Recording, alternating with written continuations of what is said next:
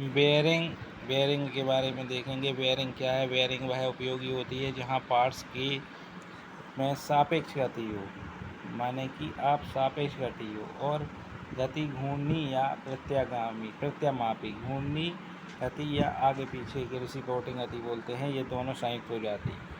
Bearing assembly या यंत्रावली का एक अंग होती है जो असेंबली में अन्य पार्ट्स को सहारा या पकड़ कर रखती है। बेयरिंग एक असेंबली संरचना या यंत्रावली का एक भाग है जो असेंबली के अन्य भागों को सहारा देता है अथवा प्रतिबंध के रूप में कार्य करता है। अन्य भाग स्थिर हो सकता है, किंतु बेयरिंग प्रायः सापेक्ष गति वाले पार्ट्स से संबंधित प्रयोग किया जाता है जिसमें घूर्णी प्रत्यागामी अथवा इन दोनों की गतियों को संयुक्त रूप हो। बेयरिंग पदार्थ में निम्नलिखित गुण होना चाहिए। बेयरिंग में गति में के प्रति जितना कम हो सके उतना कम प्रतिरोधी होना चाहिए। नेक्स्ट है अच्छी घिसावट रोधकता होनी चाहिए। अचानक आए भार को सहने की सक्षम होना चाहिए। बेयरिंग सतह से ऊष्मा को दूर रखने में सक्षम होना चाहिए। संचालन की स्थिति को सहने वाला होना चाहिए और जिस शाफ्ट को यह सहारा दे रहा हो उससे यह इसका गलनांक कम होना चाहिए, जिससे कि शाफ्ट को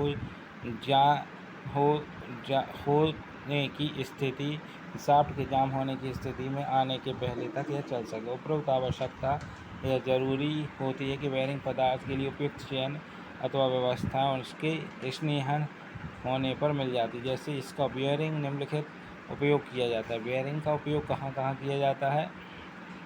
तो बेयरिंग को शाफ्ट के एक निश्चित स्थान को सहारा देने या पकड़ने के लिए किया जाता है।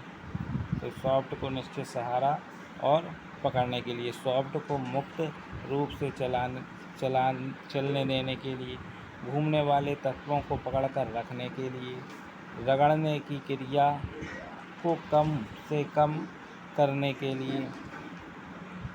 उसके बाद बेयरिंग सामान्यतः निम्न अनुसार समूह में बांटी जाती है। एक सादा बेयरिंग या घर्षणरोधी बेयरिंग। तो यहाँ जो रहती है तो ये होती है प्लेन बेयरिंग। प्लेन बेयरिंग जो होती है लगाए गए भार की दिशा पर निर्भर करती है कि यह बेयरिंग त्रिज्यीय, रेडियल या जर्नल या थ्रस्ट बेयरिंग कहते हैं। तो इससे दिया गया भार बेयरिंग की अक्ष के समकोण पर होता है। जो इसका भार होता है वो इसका क्या होता है? समकोण, यानी 90 डिग्री के एंगल पर इसका भार लगता है। दूसरा होता है थ्रस्ट बेयरिंग। थ्रस्ट बेयरिंग में इसमें भार बेयरिंग की अक्ष के समानांतर होता है। तो जो बेयरिंग का एक्सिस होगा उसके समानांतर इसका भार होगा। सादा बेयरिंग, प्लेन बेयरिंग, इसकी विशेषता होती है बेयरिंग बेलनाकार आकृति की होती है। तो जो ये रहती है ये बेलन के आकार की आकृति की होती है और प्लेन की शाफ्ट के साथ ना घूमने देते हुए एक स्थान पर रखा जाता है। इसका उद्देश्य हाउसिंग में प्रेस फिट किया जाता है अथवा चाबी या स्क्रू लगाने की व्यवस्था होती है। इसके बाद आप देखिए सादा बेयरिंग, टाइप्स ऑफ बेयरिंग। ठोस बेयरिंग। ठोस बेयरिंग इसमें यह बुश के आकार की बेयरिंग पदार्थ के बने होते हैं। यह फैब्रिकेट किए जाते हैं और कास्ट आयरन हाउसिंग में फ्रेश फिट किए जाते हैं। Split bearing. स्प्लिट बेयरिंग ये बेयरिंग आधे में बनी होती है और विशेष प्लम्बर में असेंबली की जाती है। Self align Bush bearing. Self इस प्रकार की बेयरिंग सपोर्ट या पॉइंट्स के बीच के भार के कारण कुछ कोणीय असंरक्षण या विचलन डिवीजन होता है और तो स्वतः संरक्षण के लिए बेयरिंग बुश को विशेष स्लीव में प्रेस किया जाता है। इसी के प्रकार एडजस्टेबल स्लाइड बेयरिंग। इस प्रकार की बेयरिंग में घिसावट के समायोजन की व्यवस्था रहती है और बेयर के एडजस्टमेंट के लिए बेयरिंग हाउसिंग के टेपरे छिद्रों में फिट रहती है। बेयरिंग को नट के द्वारा अंदर किया जाता है। Anti friction bearing. Anti friction bearing इस बेयरिंग में घूमने वाले या अवयव रेस तथा पिंजरे केज में होते हैं। तो जो यह बेयरिंग होती है इसमें जो घूमने वाले पिन में रहती है। अब इसमें देखिए आप कि बाल केस, आउटर रेस और इनर रेस दिया हुआ है। तो ये इस बेयरिंग के पार्ट्स होते हैं। इसके बाद देखिए रोलिंग एलिमेंट। समानांतर रोलर, टेपर, बैरल, सुई जैसी विभिन्न आकारों में मिलते हैं। ये क्रोमियम निकल स्टील की बनी होती है जिसमें सतह अपघर्षी या पॉलिशी की होती है। रेसेस भीतरी व बाहरी सतह में खांची या रेस मार्ग होते हैं जो रोलिंग एलिमेंट को गाइड करते हैं, और ये हाई ग्रेड क्रोमियम स्टील या क्रोमियम निकेल क्रोमियम स्टील के बने होते हैं, कठोर अपघर्षित तथा पॉलिश किए रहते हैं। केस बेयरिंग यह अन्य से एक पिंजरे द्वारा अलग अलग रहता है, यह केस एलिमेंट या बंच अप नहीं होता। नेक्स्ट है ball bearing.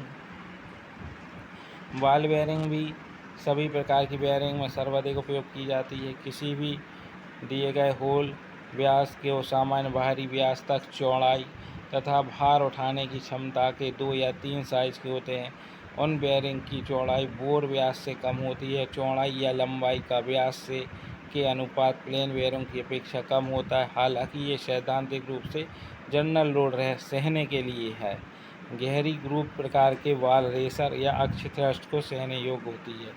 Self aligned bearing. Self aligned bearing होता है MPA। इस प्रकार की बेयरिंग के बाहरी रेस में एक गोलाकार छिद्र होता है और यह बेयरिंग जनरल लोड को उठा सकता है और ये सॉफ्टवेयर संरेखण के कारण झुकी हुई होती है। Ball bearing type. Ball bearing मुख्य 3 प्रकार के होते हैं जिसमें अधिकतर उपयोग किए जाते हैं। रेडियल बॉल बेयरिंग, कोणी बॉल, समपर ball bearing, double roller ball bearing अधिकतर बॉल प्रयोग करते हैं। रेडियल बॉल बेयरिंग मुख्य रूप से रेडियल लोड में प्रयोग किए जाते हैं।